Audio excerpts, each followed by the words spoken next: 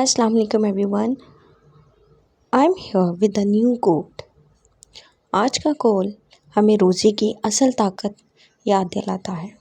रोज़ा सिर्फ भूखा और प्यासा रहने का नाम नहीं है, ये हमारे ईमान को मजबूत करता है और हमारी रूह की हिफाजत करता है। Quote: fasting is a shield, it will protect you from the hellfire and prevent you from since.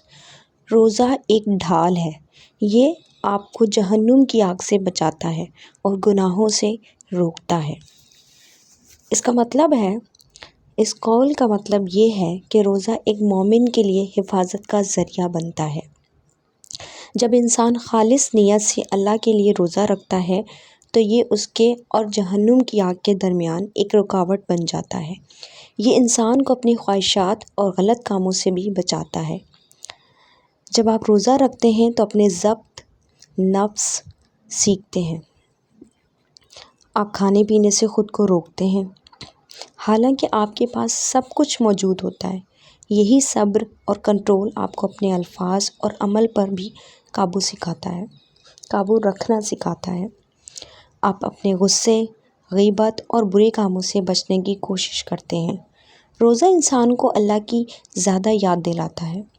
इंसान को एहसास होता है कि अल्लाह हर अमल को देख रहा है।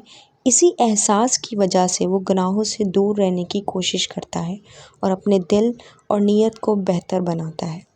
रोज़ा हमें दूसरों के हालात का एहसास भी दिलाता है। जब इंसान भूख महसूस करता है तो उसे उन लोगों की याद आती है जो रोज़ाना भूख का सामना करते हैं, इसलिए दिल में रहम और शुक्रगुजारी पैदा होती है।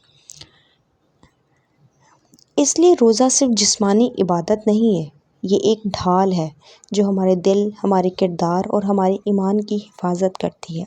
जब इंसान इखलास के साथ रोज़ा रखता है तो ये उसे गुनाहों से दूर रखता है और अल्लाह के करीब ले जाता है। अगर आपको ये कॉल पसंद आया हो तो मुझे फॉलो, लाइक, शेयर, सब्सक्राइब ज़रूर करें और कमेंट सेक्शन में बताइए कि कोट आपको कैसा लगा। Thank you for listening.